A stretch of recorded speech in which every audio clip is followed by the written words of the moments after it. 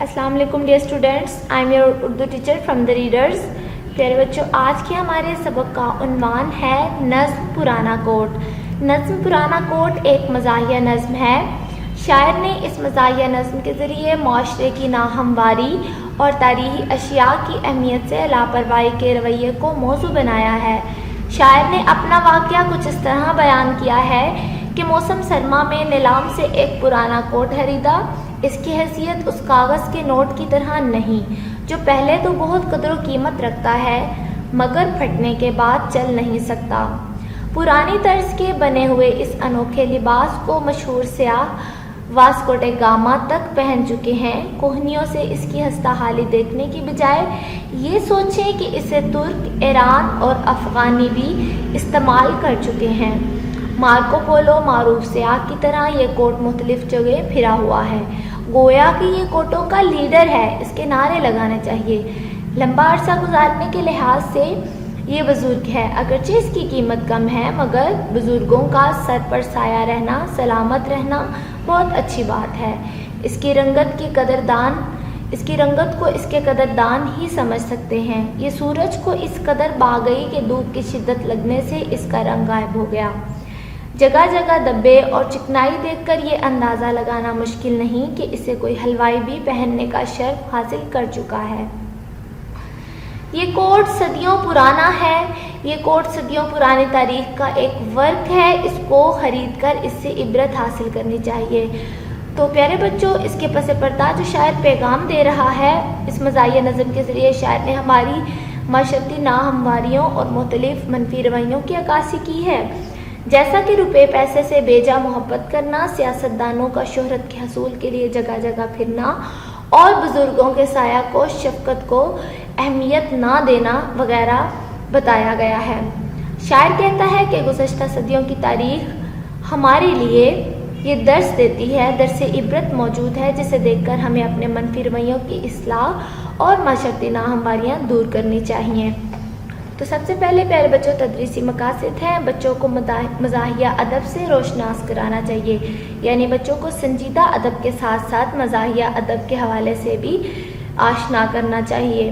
बच्चों को बताना कि मज़ाहिया शायरी में एक पैगाम मौजूद होता है, यानी जिस तरह संजीदा मौजू में भी एक पैगाम पस पर्दा होता है बल्कि वो वाज़ेह अंदाज में बता दिया जाता है, इसी तरह मज़ाहिया शायरी के भी पस पर्दा एक पैगाम छुपा होता है जिसे शायर शायरी के ज़रिए लोगों तक पहुंचाता है। बच्चों को बताना कि मज़ाहिया शायरी में किसी इंसानी या माशरती नाहमवारी पर बराह रास्त तनकीद करने की बजाय बिलवास्ता तनकीद की जाती है, यानी किसी माशरती बुराई को डायरेक्टली बयान करने की बजाय उसे बिलवास्ता यानी दूसरे तरीके से बयान कर दिया जाता है। सबसे पहले खास अल्फाज हैं गनीमत। गनीमत उम्दा, काफ़ी होना, हस्ता, हस्ता पुराना, कलील, कलील थोड़ा, जामा, जामा यानी पोशाक, लिबास, वुज़ा, वुज़ा मानी बनावट, नीलाम यानी कोई चीज़, कोई शय बोल बोल कर ऊंची आवाज़ में बोली लगाकर बेचना, इबरत निशाना, रंगत रंग, चिकनाई घी या तेल वगैरह, जाड़ा सर्दी का मौसम।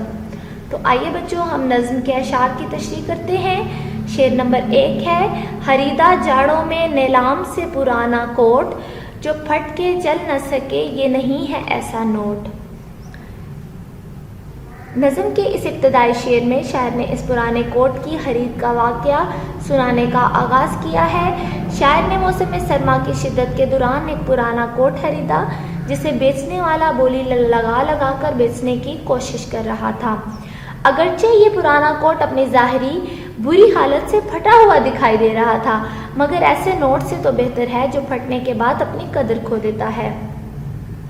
इस शेर में दरअसल शायर ने इस रवैये पर तंज किया है जिसके रुपए पैसे के हसूल के लिए हम गलत और दुरुस्त और हलाल और हराम की तमीज़ भी खो देते हैं। उस रुपए पैसे की ज़ाती हकीकत पे ये फटे पुराने कोट की तरह अपनी कीमत खो देता है और इसको मज़ीद इस्तेमाल में नहीं लाया जा सकता। इससे कहीं बेहतर वो पुराना लिबास है जिसे फटने के बाद भी चलाया जा सकता है। हमारा अगला शेर है, پرانی وضع کا بے حد عجیب جامہ ہے، پہن چکا اسے خود واسکوڈی گاما ہے۔ شاعر کوٹ کی اہمیت بیان کرتا ہے۔ بے شک یہ استعمال شدہ پرانی شکل و صورت کا پرانا پھٹا پرانا کپڑا ہے جو دیکھنے میں بے حد انوکھا اور حیرت انگیز لگتا ہے، یعنی بے حد عجیب لگتا ہے، لیکن اس کی اتنی اہمیت ہے کہ اسے بڑے بڑے لوگ یہاں تک کہ واسکوڈی گاما بھی پہن چکا ہے۔ ہمارا اگلا شعر ہے، نہ دیکھ کوہنیوں پہ اس کی ہستہ سامانی، پہن چکے ہیں اسے ترک اور افغانی۔ ہستہ سامانی یعنی اس کی بری حالت ہونا، یعنی پرانا ہونا، پہن چکے ہیں اسے ترک اور ایرانی۔ شاعر اس شعر میں بیان کرتا ہے کہ کوٹ کی حالت خراب ہے، اس کی حالت پر مت جاؤ، یہ نہ دیکھو کہ یہ جگہ جگہ سے پھٹا ہوا ہے، خراب ہے، پرانا ہے، بازوؤں سے گھسا ہوا ہے، اس کی حالت مفلسی والی ہے، یعنی اس کی حالت بہت غریب ہے۔ یہ سوچو کہ یہ ایران اور ترکی کے لوگ بھی استعمال کر چکے ہیں، یعنی یہ مختلف ممالک سے ہو کر آیا ہے۔ ہمارا اگلا شعر ہے، جگہ جگہ یہ پھرا مثل مارکو پولو، یہ کوٹ کوٹوں کا لیڈر ہے، اس کی جے بولو۔ یہ کوٹ مارکو پولو کی طرح ایک مثال ہے جو جگہ جگہ پھرنے کے بعد آیا ہے۔ شاعر کہتا ہے کہ کوٹ کو شاباش ملنے چاہیے کیونکہ اس نے دنیا بھر کی سیر کی ہے، یہ تمام کوٹوں کا رہنما اور لیڈر ہے۔ جس طرح نعرہ بلند کرنا چاہیے کہ یہ کوٹ زندہ باد ہے۔ اس شعر میں شاعر نے دراصل ہمارے ملک کے سیاستدانوں کے اس منفی رویے کو نشانہ بنایا ہے کہ وہ اپنی سستی شہرت کے حصول کے لیے جگہ جگہ پھرتے ہیں، اپنی فتح اور نصرت کے نعرے لگواتے ہیں، عوام میں یہ ظاہر کرنے کی کوشش کرتے ہیں کہ وہ ان کے لیڈر ہیں، حالانکہ صورتحال اس کے برعکس ہوتی ہے۔ ہمارا اگلا شعر ہے، بڑا بزرگ ہے یہ گو قلیل قیمت ہے، میاں بزرگوں کا سایہ بڑا غنیمت ہے۔ شاعر نے بیان کیا ہے کہ اگرچہ کوٹ کی قیمت کم ہے مگر یہ اپنے لباس کے حوالے سے، اپنے لمبے عرصے کے حوالے سے وقت کی بنا پر بزرگ ہے، اس کا پاس ہونا بہتر ہے۔ اس شعر کے ذریعے شاعر نے ہمارے منفی رویے کی عکاسی کی ہے، بالواسطہ انداز سے کی ہے کہ ہم اپنی زندگی میں بزرگوں کو اس لحاظ سے اہمیت نہیں دیتے کہ اب وہ ہمیں بہت زیادہ مادی فائدہ نہیں پہنچا سکتے، ہم ان کو بوجھ سمجھنا شروع ہو جاتے ہیں، حالانکہ یہ بہت غلط بات ہے۔ بزرگوں کا سایہ شفقت سر پر سلامت رہنا تو بہت بڑی سعادت ہے اور برکت کی بات ہے۔ ہمارا اگلا شعر ہے، جو قدردان ہیں وہ جانتے ہیں قیمت کو کہ آفتاب چرا لے گیا ہے رنگت کو۔ شاعر نے اپنے کوٹ کی رنگت کے بارے میں بیان کیا ہے کہ صرف قدر کرنے والے یعنی قدردان ہی اس کی اہمیت کو جان سکتے ہیں۔ اس کوٹ کی رنگت تو سورج کو بھی اس قدر اچھی لگی کہ اس کی تیز اور شدید حدت نے اس کے رنگ کو چرا لیا، یعنی یہ کوٹ کا خوبصورت رنگ سورج کی روشنی کو بھا گیا، اچھا لگا، اسی وجہ سے سورج کی گرمی نے اور سورج کی روشنی نے اس کوٹ کی رنگت کو اپنے اندر سما لیا۔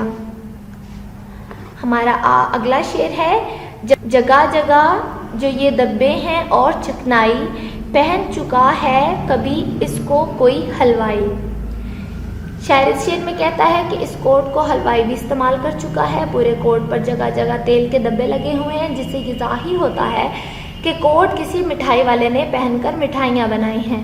گویا اس کوٹ کی اہمیت یہ ہے کہ بڑے بڑے سیاحوں، تاریخ دانوں سے لے کر ایک آدمی تک بھی اسے استعمال کر چکا ہے۔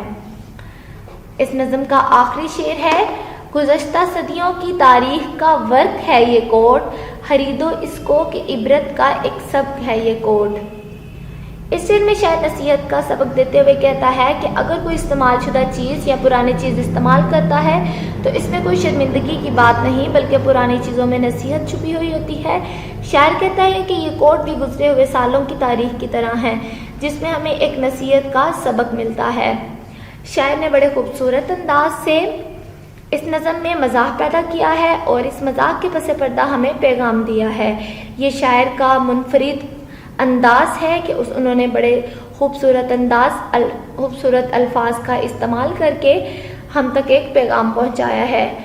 تو نظم پرانا کوٹ اپنے الفاظ و تراکیب کے حوالے سے، اپنے مضمون کے حوالے سے، اپنے موضوع کے حوالے سے بہت زیادہ اہم ہے اور ہمیں بہت سارے پیغامات سے آشنا کرتا ہے۔ تو پیارے بچوں، ہماری نظم کی تشریح مکمل ہوئی۔ آپ نے الفاظ کے معنی یاد کرنے ہیں اور اشعار کی تشریح اپنی کاپیوں پر لکھنی ہے۔